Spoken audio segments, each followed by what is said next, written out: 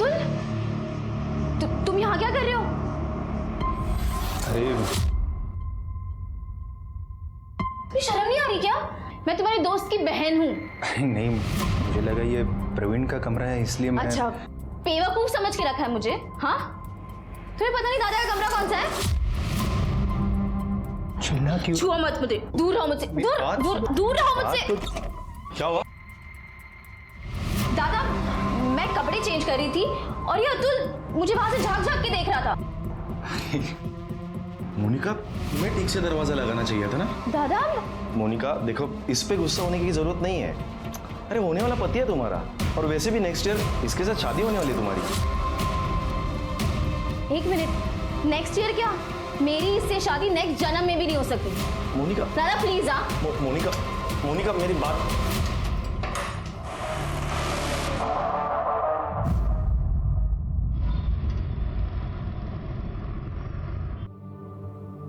बाबा, ये तो समझ रहे। हाँ। अरे अभिजीत, अरे घर का राशन खत्म हो गया है और लाइट का बिल भी नहीं भरा अभी तक। प्लीज थोड़े पैसे दे दो। इससे पैसे ले लेना। इस महीने का सारा खर्चा मैंने इसे पहले से ही दे दिया। क्या? पैसे? वो ना एक्चुअली सारे पैसे मैंने दोस्त के साथ एक स्कीम में इन्वेस्ट कर दिए। क्या? फिर किसी वाहियात काम में पैसे बिगाड़े होंगे तूने। बाबा, आप लोग को कुछ पता है कि ये क्या करती है, कहाँ जाती है? बस अपने दोस्तों के साथ पार्टी और मजे करने में मेरे पैसे बर्बाद करती रहती है। आपके पास कोई हिसाब है? मैं आज के बाद पैसे नहीं देने वाला। अरे लहा नहीं थी, नादानी में गलतियां होती है। तू तो तीसरे आगे से लगलस, कुछ कर रही है ना वो। ऐसे में कभी फायदा कभी नुकसान होता है। तू क्या चाहता है? ये नकारी बैठी रहे? ये सिर्फ नुकसान करवा सकती है और मैं अपने मेहनत के पैसे इस तरह से बर्बाद होते हुए नहीं देख सकता। शोभा अभिजीत सही बोल रहे हैं। मुझे बताओ, तुम कब तक कविता की गलतियों पर पर्दा डालती रहोगी? लगता है गांव की पुश्तैनी जमीन बेचकर ही गुजारा करना पड़ेगा अभी। जो करना है कर लो, पर आज के बाद मैं पैसे नहीं देना। अब तो घर जाने को भी डर लगता है। वही चिक चिक अनाप शनाप खर्चे, मेरी थोड़ी बहुत सैलरी भी कम पड़ जाती है। मैं कुछ मदद करूँ क्या? देख मोनिका, तुम अमीर हो, पर मैं इतना भी गरीब नहीं कि तेरे भाई से मदद लूं। एटलीस्ट मेरी ये खुददारी प्लीज बची रहे। हाँ, लेकिन उस घर से मैं कंटाल गया हूँ। सोचता हूँ कि कहीं दूर चला जाऊँ। अभिजीत, तुम जहाँ भी जाओगे ना, मुझे साथ में लेकर जाओ प्लीज। लेट हो रहा है, हमें निकलना चाहिए ना। ठीक है, चल।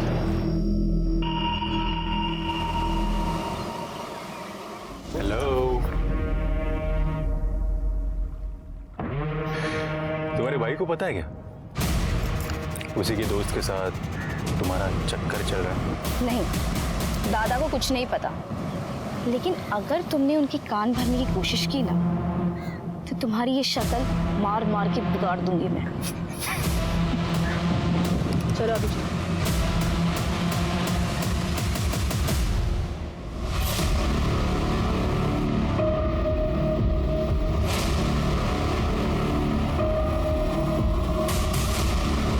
नए अध्याय में आपका स्वागत करती हूँ।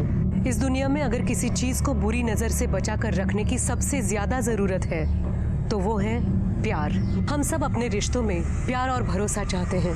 यही चाहत और यकीन कई बार अचानक किसी हादसे का शिकार होकर खत्म हो जाता है और कभी कभी अपने इसी भरोसे के चलते हम खुद भी हादसों को न्योता दे बैठते हैं। इस केस में पुलिस के सामने सबसे बड़ा सवाल यही था कि जिसे पेट्रोल छिड़क कर जला दिया गया वो आखिर कौन था। आज हम एक ऐसा rarest of the rare case लाए हैं जिसमें दर्ज कुदरत का करिश्मा देखने वालों को न सिर्फ हैरान कर देगा बल्कि आप ये सोचने पर भी मजबूर हो जाएंगे कि क्या सचमुच मरने वाले की रूह भी वापस लौटकर अपने लिए इंसाफ की मांग करती है।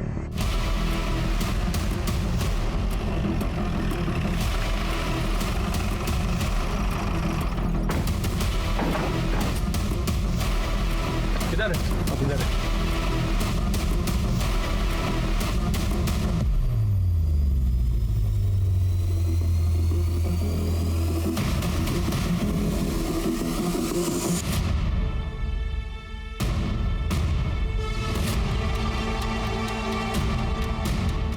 लाश पूरी तरह जल चुकी है। इस तरह तो इसकी पहचान करना मुश्किल हो जाएगा। पेट्रोल की स्मेल आ रही है। कर ले।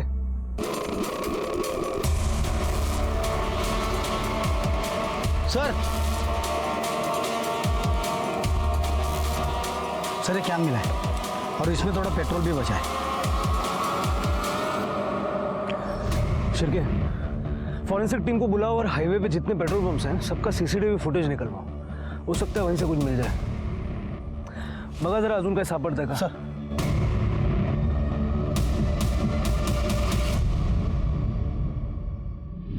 सर, क्राइम सीन पे जो पेट्रोल का कैन मिला था और उसके ऊपर जो फिंगरप्रिंट थे सर, हमारे डेटाबेस में किसी से मैच नहीं कर रहे सर। और फॉरेंसिक ने कंफर्म किया है कि वो मेल की बॉडी है। एक बेल्ट का बक्कल भी मिला था। आसपास के रोड की सीसीटीवी में कुछ मिला? नहीं सर, कुछ भी सस्पिशियस नहीं दिखा है। शिरके, एक काम करो, सारे मिसिंग कंप्लेंट्स चेक करो। ठीक है सर।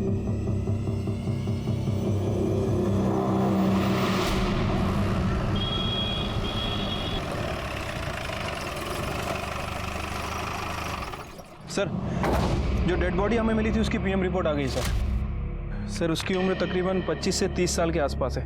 सर, उसकी मौत 14 जनवरी को शाम को 4 बजे से 6 बजे के बीच में हुई है और मौत की वजह इलेक्ट्रिक शॉक बताई जा रही है। मतलब पेट्रोल डाल के जलाने से पहले उसकी मौत हो चुकी थी? Right sir. उसके चेहरे पे काफ़ी फ्रैक्चर भी है सर, मतलब वो मुंह के बल गिरा था। लेकिन सर, उसके स्कल पे फ्रैक्चर क्यों है? अगर वो मुंह के बल गिरा था तो उसके सर के पीछे कैसे चोट लगी? और वैसे भी उसकी लाश हमें भारती नगर में मिली, जहाँ इलेक्ट्रिक शॉक लगने जैसा कुछ नहीं है। तो इसका मतलब है कि लाश को डिस्ट्रॉय करने के लिए वहां ले जाया गया था। वैसे सर, इस बॉडी की एक किडनी भी गायब है। किडनी स्कैंडल भी हो सकता है। पिछले महीने हमने एक किडनी नगेट पकड़ा था। काम करो शेखर, लाश के डीएनए सैंपल लेके जितने भी मिसिंग कंप्लेंट्स हैं ना, सबके रिलेटिव्स के डीएनए सैंपल्स लेके मैच करके देखो। हो सकता है इसकी पहचान करने में आसानी हो जाए। लेकिन सर, ऐसे बहुत सारे कंप्लेंट्स हमारे पास हैं और ये बॉडी उसी में से किसी की है, ये पता लगाने में बहुत टाइम लग जाएगा। लेकिन डीएनए मैच हुए बिना पहचान करना भी मुश्किल होगा। हो सकता है एक और किडनी नगेट का पर्दाफाश हो जाए। ठीक है सर।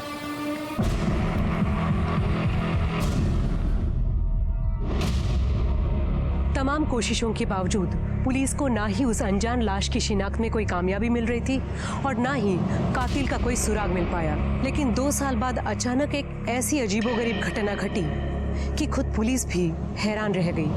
वो ऐसा वाकया था जिस पे भरोसा करना मुश्किल था, लेकिन कई बार वो होता है जिसकी कल्पना हम सपने में भी नहीं कर पाते।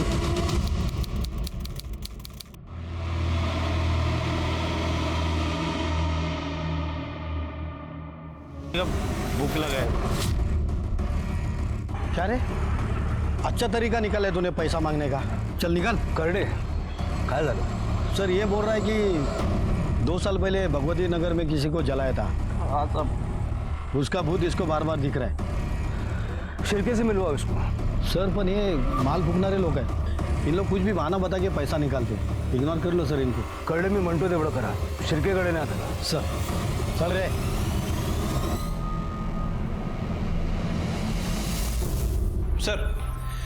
सर 2 साल पहले भगवती नगर में कोई जली हुई लाश नहीं मिली थी।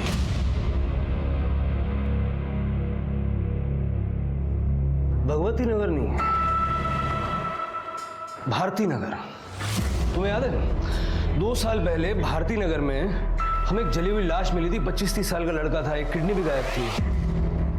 हाँ सर, और ये भारती नगर और भगवती नगर आसपास ही हैं। उस वक्त लाश की पहचान नहीं होने की वजह से केस आगे नहीं बढ़ पाया था। एक काम करो, उस केस की फाइल निकालो और इस बबन को भी ढूंढ के निकालो। सर साहब जो कुछ है ना वो बड़े सबको सच सच बता दे। सर आ बघा, माल फुकट पार्टी बसला होता। नाम क्या है तेरा? बबन।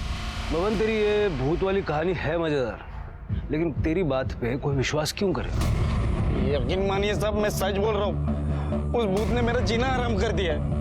वो नशा भी कितना भी कर लूं, फिर भी वो सपने में आ ही जाता है। क्या बचा है? कभी उसने कोई नाम बताया, किसने मारा, क्यों मारा, कुछ ऐसा बताया? हाँ साहब, अभिजीत। और कुछ?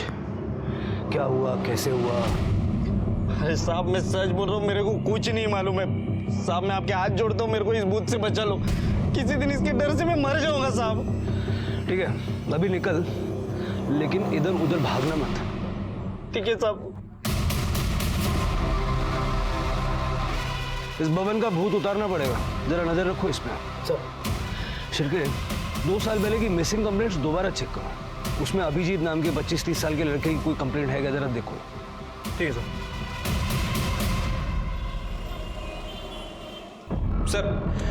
सर 2 साल पहले अभिजीत नाम के लड़कों की 4 मिसिंग कंप्लेंट दर्ज हुई थी सर। उसमें से 2 की उम्र महज 10 से 15 साल है और बाकी के 2 की उम्र 40 से 60 साल। सर मुझे लग रहा है कि हम इस नशेड़ी बब्बन की बातों को कुछ ज़्यादा ही सीरियस ले रहे हैं। मतलब सर ऐसा तो केवल फिल्मों में होता है कि लाश खुद सपने में आती है और उसे किसने मारा है खुद बताती है। बात तो तुम्हारी सही है शिरके, लेकिन इस अनसॉल्व केस के लिए बबन की कहानी एक ब्लाइंड लीड की तरह है। मुझे नहीं लगता हमें चांस लेना चाहिए। एक लास्ट ट्राई करके देखते हैं। ठीक है सर, बताइए फिर क्या करना है। एक काम करो, भारती नगर में जहां हमें वो जली हुई लाश मिली थी ना, उसके 25 किलोमीटर के रेडियस में 25 से 30 साल की उम्र के अभिजीत नाम के जितने भी लोग हैं सबकी एक लिस्ट बनाओ। देखो उनमें से कोई मिसिंग है क्या। Okay sir. इतनी चक्कर क्यों डालते हैं?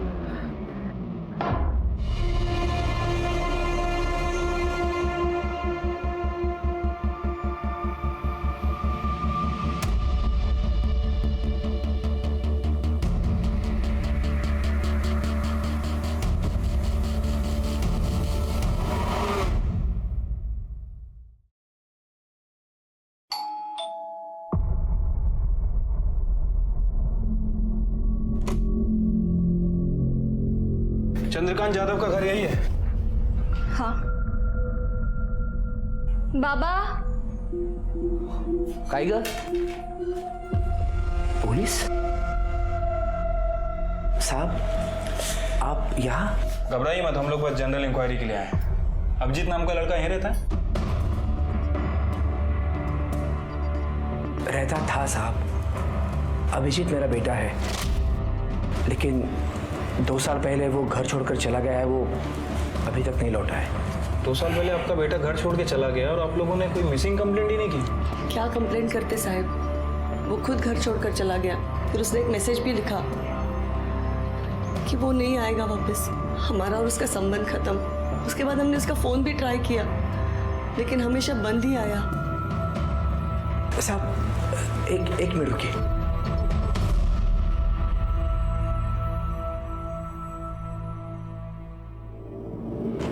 देखिए सर, 2 साल पहले उसने ये मैसेज किया था। बाबा, मैं हमेशा के लिए घर छोड़कर जा रहा हूँ और दोबारा वापस लौटकर नहीं आऊँगा। हमारा रिश्ता खत्म। रिश्ता खत्म करने की कोई खास वजह? जब बच्चे बहुत कमाने लगते हैं ना, तो माँ बाप उन्हें बोझ लगने लगते हैं। वो हमारी जिम्मेदारी नहीं लेना चाहता था। लेकिन आप ये सब क्यों पूछ रहे हैं? देखिए, 2 साल पहले हमें एक बॉडी मिली थी और हमें शक है कि वो अभिजीत की ही बॉडी है। क्या?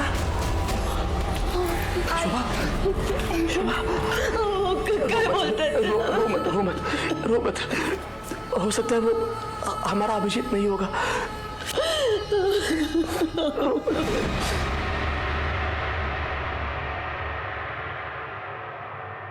अभिजीत जाधव। शिरके, जाधव फैमिली का डीएनए सैंपल ले लो। लाश का डीएनए रिपोर्ट तो हमारे पास है ही। अगर ये दोनों सैंपल मैच हो जाते हैं ना, ये गुत्थी सुलझ जाएगी। Right sir.